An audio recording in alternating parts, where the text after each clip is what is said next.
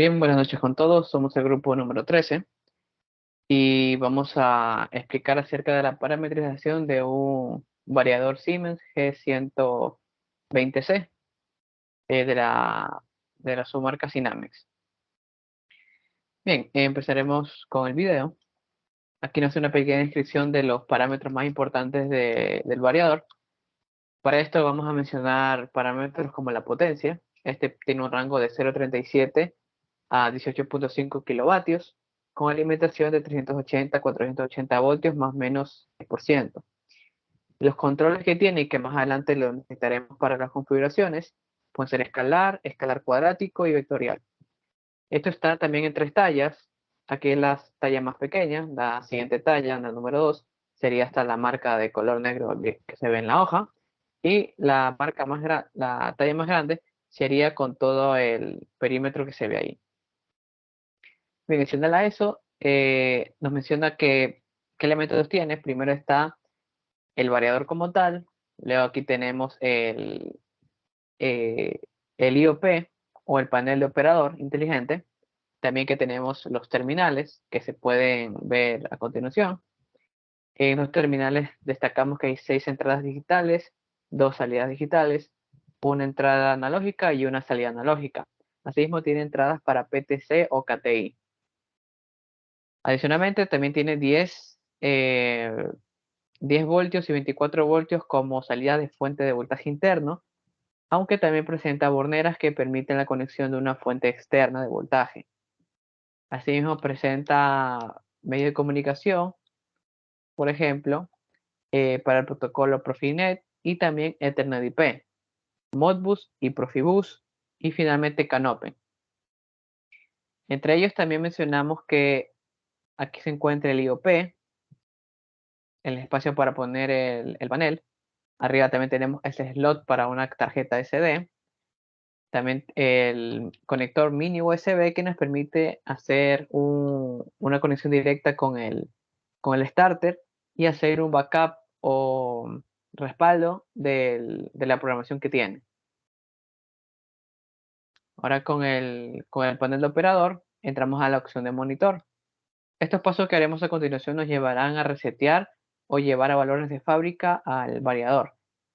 Se hace porque no se sabe o se desconoce qué tipo de configuración ya tiene colocada y puede que nos sirva o no para la aplicación que queremos realizar. Entonces, para aquello nos vamos a monitor, veremos también algunos parámetros como por ejemplo el set point, que todavía no lo hemos puesto nosotros, la tensión de salida, la tensión del bus DC, la corriente de salida, los voltajes. También podemos irnos a la parte de control. Si nos sale no hand, por ejemplo, es cuando estemos en modo manual automático. Y este acceso manual se tiene que dar por el botón Hand Auto. Bien, aquí está parámetros como el SP y todo lo demás. Para esto nos vamos a Acknowledge All, que está en la parte de diagnóstico, historial, parámetros. Y finalmente nos vamos al de extras. Aquí nos permite también colocar o la transferencia de la información, por ejemplo, desde el propio panel hacia o desde el panel también de que el programa se descargue o no hacia el panel o hacia la tarjeta SD y también en la ROM interna, ¿ya? Entonces para ello le damos en reset y va a quedarse en ocupado un momento y luego ya estará en valores de fábrica. Entonces una vez que ya está en valor de fábrica podemos hacer los parámetros estándar. Estos parámetros estándar nos sirven para una aplicación estándar a sí mismo y aquí veremos cómo se configura. Lo primero es seleccionar la potencia y la frecuencia. Potencia en kilovatios, frecuencia en hercios. Y que esté en 60 hercios, que es la que nos sirve actualmente. Luego veremos la entrada de voltaje, que en este caso para de manera específica del video está a 440 voltios. Luego tenemos el tipo de motor. Aquí nos puede ser inductivo o de los de tipo de Siemens.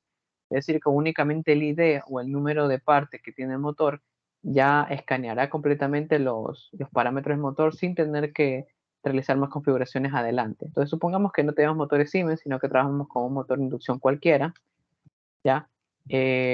Por lo tanto, vamos a establecer parámetros como el voltaje, como la corriente, como la potencia, la velocidad en RPM y la forma en que se está enfriando. Puede ser por ventilador, sin ventilador o refrigeración líquida. Asimismo, ponemos en aplicación estándar, que aquí nos va a preguntar si escogemos vectorial estándar o estándar cuadrática, ¿ya? En este caso escogemos que va a ser para una aplicación de ventilación de una bomba.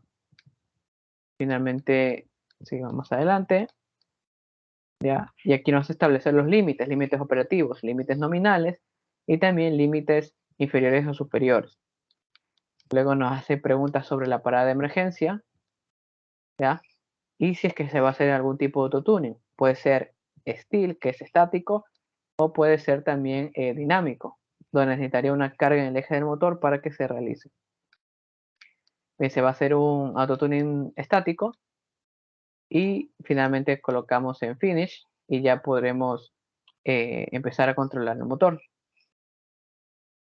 Entonces aquí en la operación vamos a colocar un set point que también lo podemos manejar en la parte de atrás con ese nivel. Entonces encendemos, ¿ya? El motor ya empezaría o sea, sabe que está encendido, pero que todavía no se le ha dado la instrucción para que se envíe la señal de set point hacia el motor. Entonces, una vez que se hace de esa manera, vemos que la velocidad actual va a estar subiendo hasta que alcance los 892,9 revoluciones por minuto. Ya lo alcanzó, puede ir a un nivel más bajo, 182. Bueno, un nivel más alto, 1822,4, o puede un nivel inferior, 72,2, y lo va a alcanzar. ¿Ya? Asimismo, en la segunda botonera, en la que nos permite hacer la inversión de motor. Si vemos, las revoluciones por minuto están en positivo, una vez que se presione va a estar en negativo, es decir, negativo 653 más o menos. Esperemos que llegue ahí, y ya está prácticamente la inversión del motor. Y con el primer botón nuevamente se puede deshabilitar a la señal del motor. Entonces con esto prácticamente terminamos la explicación de la parametrización de un motor, de un variador para motor Siemens G120C. A continuación mi compañero.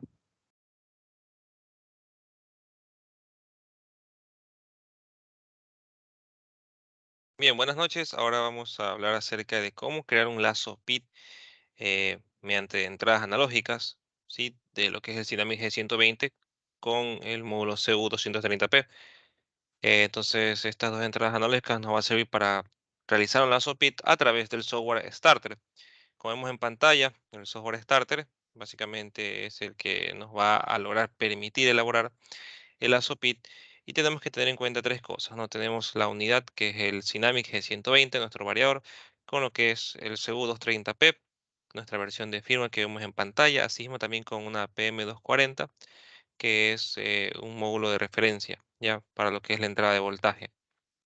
Lo que vemos ahí en pantalla es el voltaje de entrada, que es de 400 voltios, y la potencia de un HP. ¿Ya? Eso es lo que básicamente nos va a permitir nuestro variador. Y para eso tenemos un motor, ¿sí? Un motor asíncrono de 1590 revoluciones por minuto, con una corriente asignada al motor de 0,95 amperios, es de medio HP, y un voltaje asignado al motor de 440.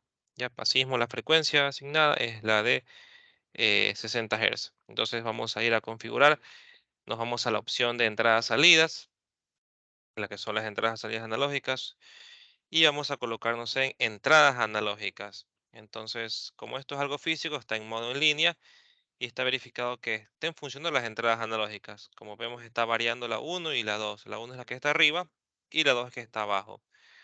Luego de eso vamos a ir a configurar lo que es en la entrada de tensión bipolar. Le vamos a poner un bipolar que sea de 0 a 10 voltios. Asimismo lo hacemos con la segunda entrada analógica.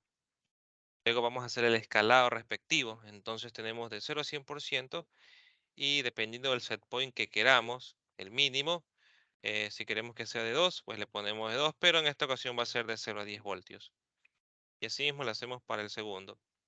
Una vez que esté bien escalada, se va a verificar la consigna principal que sea P1070 por la entrada analógica. Entonces ahora vamos a lo que es el regulador de tecnológico y lo que es tecnología regulador PID. Básicamente aquí vamos a primeramente activar el PID.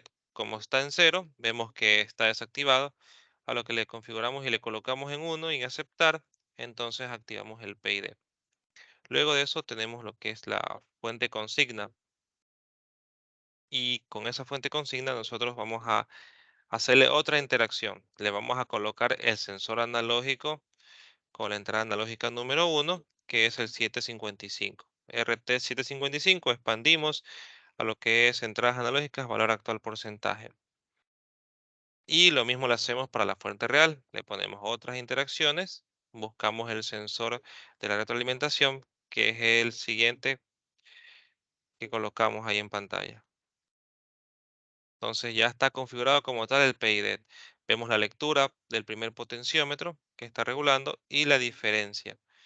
También se puede ver la diferencia del valor de retroalimentación. Entonces ahí vamos a lo que es corregir la ganancia, el periodo de integración y el tiempo derivativo, que son las constantes del control PID. Entonces le ponemos en componente D en señal de valor real. ¿Ya? Entonces la ganancia proporcional le vamos a aumentar para poder controlar la velocidad del error y asimismo el periodo de integración. Entonces ahí le vamos a colocar 5 y en ganancia proporcional de 1. Luego de eso tenemos los tiempos de aceleración y desaceleración del regulador PIDET. Entonces básicamente son los tiempos de corrección del PIDET. En cuánto tiempo lo corregimos y si está pasado del set point, podemos corregir también el tiempo de desaceleración. En este caso lo dejamos en un segundo. Luego en limitación activa se verifica las limitaciones de velocidad que están activas. Y esta es la limitación de velocidad del motor, que es de 1590 revoluciones por minuto. Entonces el regulador tecnológico, que es para la mínima velocidad, que es obviamente el 0%. Como es una aplicación de bomba, pues hay algunas protecciones que no trabaje a ciertas revoluciones por minuto. Y eso lo vamos a verificar en el estado de experto. Ponemos en lista de experto y vamos a ver a lo que dice ahí. Entonces ahí vemos en el parámetro de R27, buscamos el 1080 y dice 360 RPM. Si este valor es el mínimo. Nos vamos otra vez a tecnología regular del PIDET. Se lo activa como tal de forma física y ahí está trabajando. Como vemos, el set point lo vamos a colocar en 37% y de ahí vemos la corrección de la velocidad, que como es un segundo, aumenta. El margen de error es mínimo, que es de 5 para hacer la corrección. Y luego vamos a lo que es verificar la retroalimentación. Entonces hacemos que se acerque a 37% y el porcentaje de la velocidad del PID va a disminuir poco a poco. Y el error está súper bajo. Con esto ya podemos haber configurado el PID y ahora sí lo vamos a ver ya más adelante de forma física. Entonces el PID se basa en la fuente consigna y el error del PID. Aquí ya vemos la aplicación del PID en el variador, en el UP. Entonces se activa lo que es el motor, se activa el equipo como tal y el set point está en casi el 50%. Vamos a simular de que la retroalimentación está lejana al set point. Vemos cómo aumenta y luego hacemos que la retroalimentación llegue al punto de set point. Y ahí vemos cómo comienza a decrementar, que es el tiempo de corrección. Vemos que él comienza a llegar hasta el set point, hasta una cierta velocidad específica. Entonces vemos que se acerca. Luego, una vez que decae por el set point, asimismo va a aumentar también la corrección y así hasta que ya se sintonice como tal. Entonces, en una aplicación real ya se puede mejorar de una mejor manera. Podemos cambiar las constantes de proporcionalidad, integración y derivación según las necesidades que se requieran. Y bueno, pues eso ha sido todo por nuestra parte. Muchas gracias.